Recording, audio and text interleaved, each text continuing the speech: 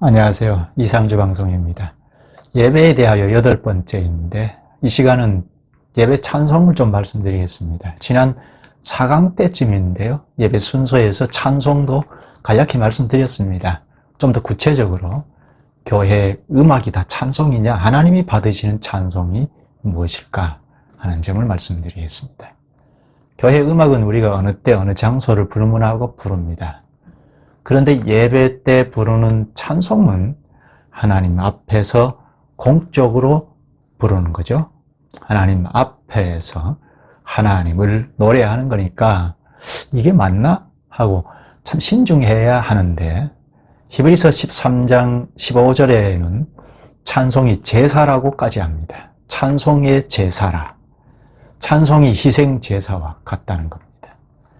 희생 제사는 하나님 앞에서 하지 않습니까? 구약의 제사를 잘 보면 참으로 엄중하고, 특히 말씀대로 오차 없이 해야 하죠. 잘못하면 제사장이 죽습니다. 하나님이 안 받으십니다.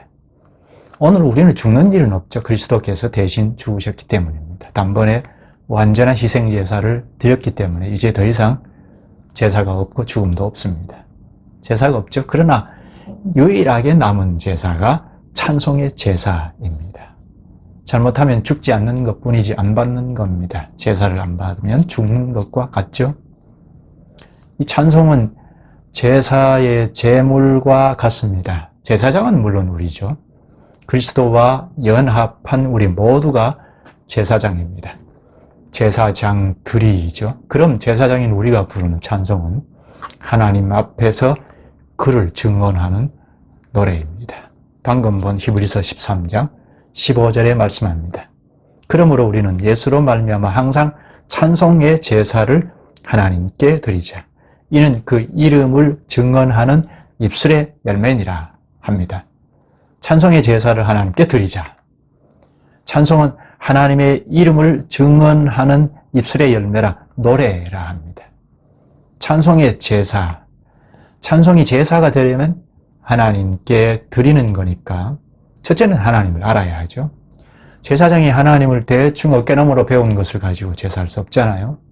물론 처음에는 잘 모를 수 있습니다. 그러나 점점 더 알아가는 노선에서 불러야 하나님이 받으시는 찬송이 됩니다. 매번 똑같은 지식을 가지고 부르면 그게 관습이 되고 형식이 되고, 그래서 고착화되면 타락한 예배가 됩니다. 하나님을 점점 더 알아가면서 찬송해야 합니다. 또 찬송이 제물이라 했는데, 제물인 찬송의 곡과 가사가 문제입니다. 하나님의 이름을 증언하는 가사여야 합니다. 곡은 이 가사를 잘 살려주는 곡이라야 합니다. 곡과 가사가 매우 중요합니다. 오늘은 가사를 좀 더 말씀드리겠습니다. 하나님이 받으시는 찬송이란 첫째, 가사가 하나님을 증언하는 것이라야 합니다. 하나님을 증언하는 입술의 열매라고 하지 않습니까? 하나님이 안 드러나고 묻혀버리면 그런 가사가 되면 찬송이 되지 않습니다. 가사가 사람의 감정이나 경험을 토대로 하여 나온 가사가 있지 않습니까? 좋은 시들이 참 많죠. 그런데 그것은 다 사람 신앙 고백은 될지라도 하나님은 잘 드러나지 않습니다. 하나님 노래가 안 됩니다. 하나님을 증언하고 드러내는 가사여야 합니다. 결국은 하나님이 계시하신 말에서, 말씀에서 나와야 합니다. 하나님께서 우리의 구원을 위하여 나타나셨죠. 물론 말씀으로 우리에게 오셨습니다. 우리의 구원을 위하여 삼위 하나님이 잘 드러났습니다. 그걸 우리는 성경을 보고 알고 있습니다. 우리의 구원을 위하여 삼위 하나님께서 계시되었는데요. 첫째, 성부 하나님이 창조하셨죠. 창조도 하셨고 재창조도 하셨죠. 야고보서 1장 18절에 말씀으로 우리를 낳으셨다고 합니다. 또 둘째는 성자 예수님이 우리의 구원을 위하여 세상의 중보자로 오셨습니다. 셋째, 성령 하나님이 우리의 구원을 안전하게 하려고 오셔서 교회인 우리를 연합하셨습니다. 그리스도와 연합해 주셨습니다. 이렇게 삼위 하나님께서 우리의 구원을 위하여 나타나셨습니다. 이렇게 드러난 삼위 하나님을 찬송 가사에 담아야 하나님을 찬송하는 것이 됩니다.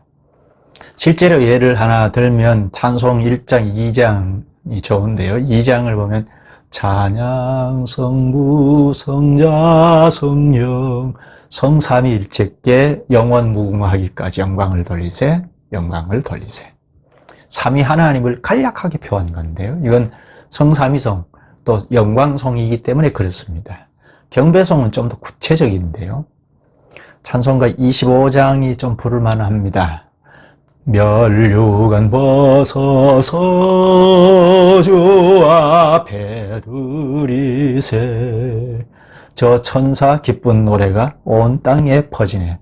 내 혼악 깨어서 주 찬송하여라. 온 백성 죄를 속하신 만왕의 왕일세. 성부의 사역 또 성자의 사역이 잘 드러납니다. 2절 3절도 성부 하나님이 하신 일, 성자 예수님이 하신 일이 잘 드러납니다. 이렇게 성부, 성자, 또 성령, 하나님이 들어간 가사가 예배 찬송입니다. 이런 가사에 곡을 붙여서 부를 때 또 부르는 사람이 하나님을 의식하고 불러야 하죠. 우리의 구원을 위하여 일하신 하나님을 의식하면서 해야죠. 구약의 제사장이 하나님을 의식하지 않고 하면 죽잖아요. 제사하면 죽잖아요. 안 받으십니다. 그처럼 지금도 받지 않으십니다.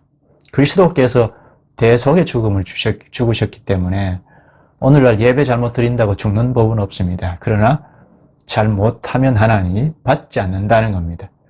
받지 않으면 구약이나 신약이나 죽음과 같죠. 그리스도를 의지하고 찬송할 때 노래 가사에 담긴 하나님을 알고 의식하고 불러야 합니다. 물론 노래니까 감정이나 사색을 완전히 제거할 수는 없습니다. 그러나 최대한 감정을 좀 억제하고 노래 말에 담긴 하나님을 의식하고 불러야 합니다. 예배 찬송은 개인이 노래를 연주하는 것이 아니죠. 교회인 우리가 연합하여 하나님을 노래하는 겁니다. 우리, 그리스도와 연합한 우리가 마치 한 사람이 부르듯이 연합하여 찬송하는 게 예배 찬송입니다. 우리가 그리스도와 신령하게 연합되었다는 이것은 교회 예배에서 가장 잘 드러납니다. 이 점에서 중세 로마 교회는 크게 벗어나 버렸습니다. 모든 회중이 찬송하지 않고 몇몇 특정한 사람을 성가대로 뽑아서 연주하듯이 노래했죠. 일반 신자는 그저 앉아서 감상하는 것으로 만족했습니다.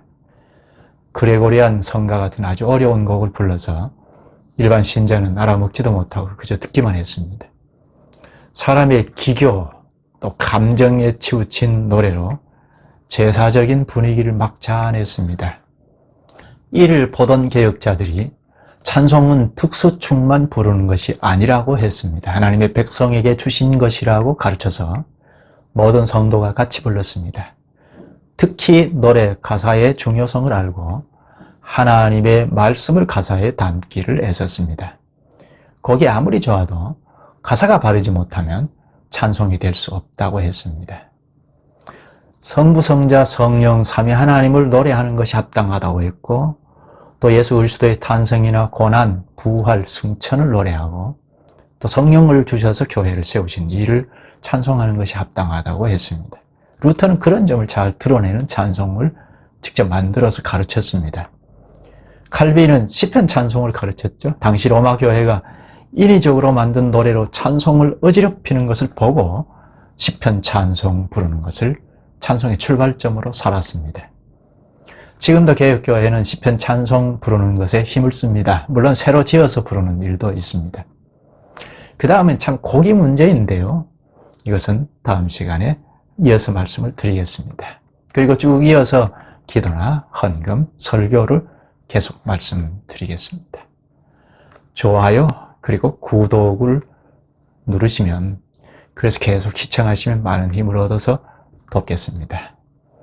하나님이 받으시는 찬송은 가사가 참 중요하다 하는 것을 말씀드렸습니다. 이 방송을 보신 분은 다음 시간까지 쭉 연결해서 보시면서 실제로 우리가 공예배에 참여하여 바로 되는 데 일조를 해주시면 주께서 큰 은혜를 베푸실 것입니다. 기도하면서 하나씩 바꿔 나가십시다. 고맙습니다.